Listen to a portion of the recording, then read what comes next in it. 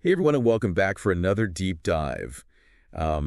Today we're going to be focusing on something that's super important for software developers and application security specialists out there. Building secure applications. Yeah, and the best part is we're going to be looking at how to do that with free and open source software tools. Yeah, game changer. Yeah. It really is.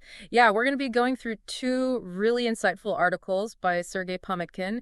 He's someone with a lot of experience in this area who's been really generous in sharing what he's learned about using these FOSS tools for security. And you know what I think is so fascinating about all of this is it's kind of like it really democratizes security, right? Absolutely. Like you don't need a massive budget or like super specialized training to be able to implement these practices anymore. Exactly. And Sergey's first article really emphasizes that this shift, highlighting how security practices that used to be exclusive to industries like finance, which had the budgets to support that, are now within everyone's reach. So let's jump right in. Sergey starts out by talking about SAST.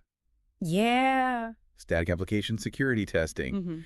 For those who might not be familiar with that, how would you explain SAST? Yeah, so SAST is essentially like a really thorough automated code review. Okay. So it's examining your code for any potential security weaknesses, but instead of having to rely on human eyes, you've got this powerful software doing the heavy lifting. Yeah. And why is it that Sergey really prioritizes SAST as the foundation for secure application development? Well, he highlights a couple of key reasons for that. I think the first one that really stands out is that it catches issues early on in the development process. Yeah. So you imagine finding a security flaw in your code while it's still fresh in your mind. Oh, yeah, for sure. It's way easier to fix than having to go back and address it months down the line after you've already moved on to other things. Yeah, absolutely. It's almost like addressing a crack in your foundation before it becomes like a major structural issue. Exactly, yeah. And I think that also leads into the second key benefit, which is it promotes a proactive approach to security. Okay. So it's not treating security as an afterthought, but it's actually building it into the development process itself. Right, which, let's be honest, can often be the case in the rush to get things out the door and meet deadlines, right? Absolutely, yeah. But Sergey also proposes this incremental approach to implementing SAST. He does, yeah. And this is what makes it so appealing to developers and managers alike. Okay. So he suggests starting small, maybe with periodic scans on a standalone instance. Yeah. And as your team gets comfortable, you can then integrate it into your CI/CD pipeline. I see. So it's not about making a drastic overnight change, but it's more about weaving security practices into that pre-existing workflow. Exactly, yeah. Okay. And he talks about aiming for that definition of done, where secure code becomes an inherent part of what it means to complete a task. Yeah, and this is where tools like SonarQube come into play, right? Absolutely. So for those who haven't encountered it yet, what is it about SonarQube that makes it so special in this context? Well, SonarQube is a fantastic, free, and open source platform. Yeah. It provides a really comprehensive suite of static code analysis features, including the detection of security vulnerabilities. It's also really widely adopted. Okay. And so it's not just about finding those potential flaws, but it's also about understanding them. Yeah. And having the tools to actually address them. Exactly. Effectively. So SonarQube helps you visualize those issues. Okay. Prioritize them based on severity, and then even track your progress as you fix them. Yeah. So it really becomes this central hub for managing both code quality and security. That level of integration and visibility just seems incredibly valuable. Yeah. Especially when you consider that in the past, security tools often came with these massive price tags. Right. And so it's incredible that this is now available. And that's the beauty of FOSS, right? It levels the playing field. So now teams of all sizes can implement robust security practices. It's like giving every single developer their own superpower. Yeah. The ability to not just build amazing software, but to actually build it securely from the ground up. And what I find particularly compelling is Sergey draws on his experience working in the financial industry. You know, where security wasn't just a nice to have, it was absolutely mission critical. Right. And those companies had budgets to match. Yeah, so he's bringing these high-stakes security practices to the world of open source and making them available for everybody. Exactly, and demonstrating that you don't need to be a financial giant to implement them. Yeah. The tools and the knowledge are out there. Yeah. And with a bit of effort, you can make security an integral part of your development process. And speaking of effort, Sergey doesn't just talk the talk. Right. He also walks the walk. He does. He's created this fantastic pre-configured virtual machine. Yeah. He's even saved the session state so you can just start it up and see everything in action. That's incredible. He's removed all the barriers Totally. to entry Yeah. for people to be able to explore these concepts and to start implementing them. And I think that's what makes his approach so effective. It's not about preaching from a high tower. Yeah. It's about giving you the tools and the knowledge to empower yourself. It's truly a collaborative approach to security, and I think that's what makes this deep dive so exciting. Absolutely. Yeah.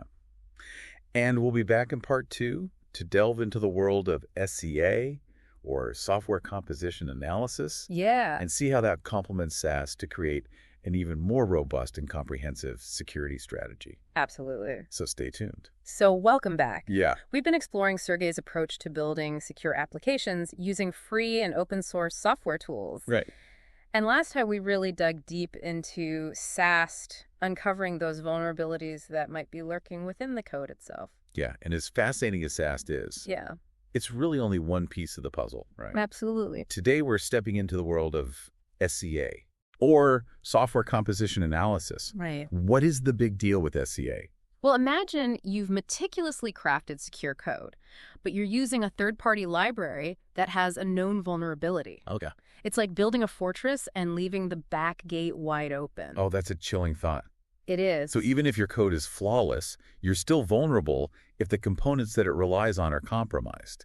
Exactly. And that's where SCA steps in, right? Yeah, that's exactly where it comes in. You can think of SCA as like a detective that's investigating the dependencies of your project. Okay. So all of those external libraries and components that your code relies on, Right. it's all about identifying those potential risks that might be hiding in plain sight. It's like making sure that the building blocks of your software are safe and sound before you even start construction. Exactly, yeah, really good analogy. But how does SCA actually work its magic?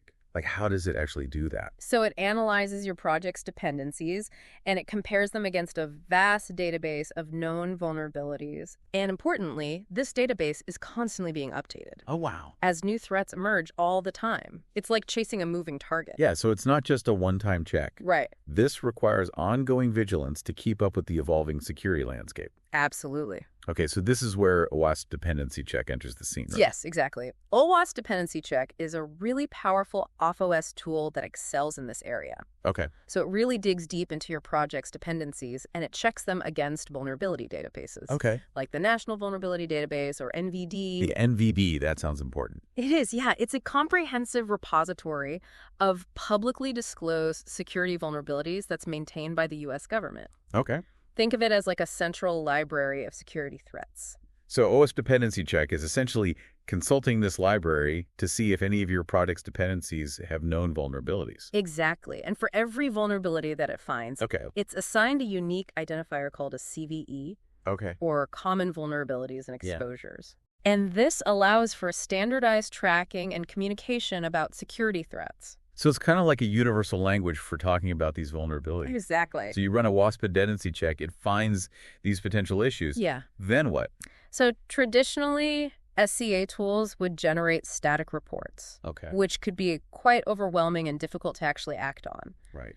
But Sergey highlights a brilliant solution, integrating a OWASP Dependency-Check with SonarQube. SonarQube, our trusty sidekick from the SAST discussion. Exactly. So instead of just having a report, you get actionable insights within a platform that you're already using. Precisely. So imagine you're in SonarQube examining your code quality. Yeah. And right there, alongside code smells and bugs, you see vulnerabilities that are associated with your project's dependencies. That's awesome. It is. It brings security right into the heart of the development process. Yeah, no more switching between tools or trying to connect the dots. Exactly. Everything's right there in one place. Yeah. And because SonarQube is designed for collaboration, yeah. You can assign those vulnerabilities to specific developers, Right. track their progress, even mark false positives. Okay. So it becomes a really seamless part of the workflow. So it's really like this central command center Yeah, for managing both code quality and security. absolutely. And to top it all off, Yeah. Sergey provides clear instructions on how to integrate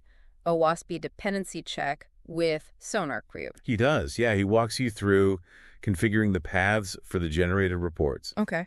And he even shares the exact Maven commands that you need to run everything. Wow. So he's not just pointing you in the right direction. Yeah. He's giving you the roadmap and the tools to actually get there. Absolutely. It's like having a personal guide through the world of secure development. It is. That's awesome. And remember, all of this is free and open source. Right. It's a real testament to the power of community and collaboration in software development. It really is. So in the final part of our deep dive, we're going to explore DAST, or Dynamic Application Security Testing. To really complete the trifecta of these security testing techniques. Yeah, looking forward to it. DAST sounds intriguing. What unique perspective does it bring to the table? So while SAST examines the code and SCA scrutinizes those building blocks, DAST actually simulates real-world attacks on your running application. Okay. It's like putting your defenses to the ultimate test.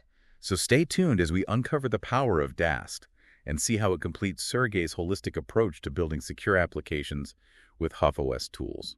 All right, so welcome back to the final part of our deep dive into building secure applications with free and open source software tools. Absolutely. We've gone through this amazing journey. We have. Through SAST, that meticulous code inspector.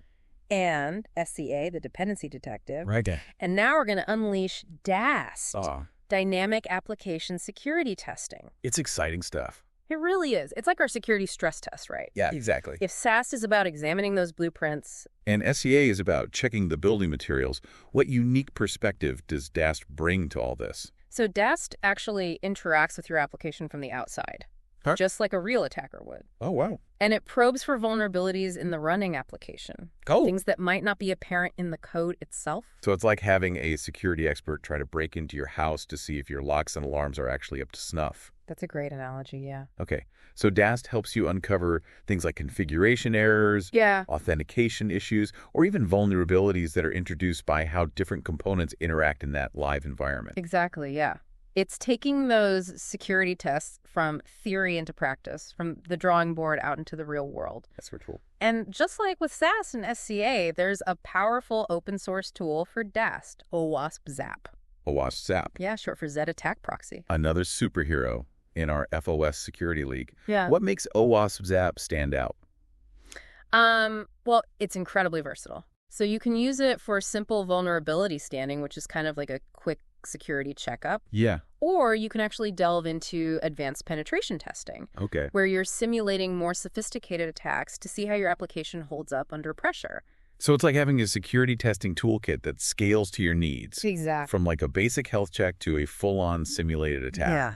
That's amazing. But Sergey emphasizes that DAST is not a replacement for SAST or SCA. Oh. It's about using all three techniques together to create that comprehensive security strategy. So it's kind of like having this layered defense system, right? Exactly. FAST catches those vulnerabilities early on in the code.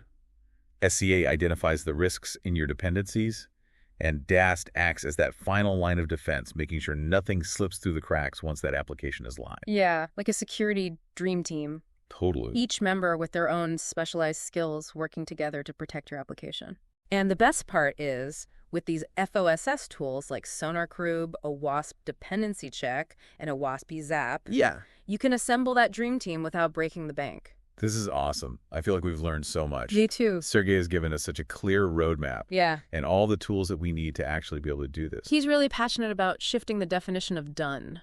Yeah. You know, envisioning a world where security is not an afterthought, but it's an integral part of what it actually means to complete a software project. Absolutely. So making security just a fundamental requirement right up there with functionality and user experience. Yeah, building software that's not just amazing, but also secure by design. I love that so much. So while we've focused on these specific FOSS tools in this deep dive, the real takeaway is the importance of integrating security into every stage of that software development lifecycle. Absolutely.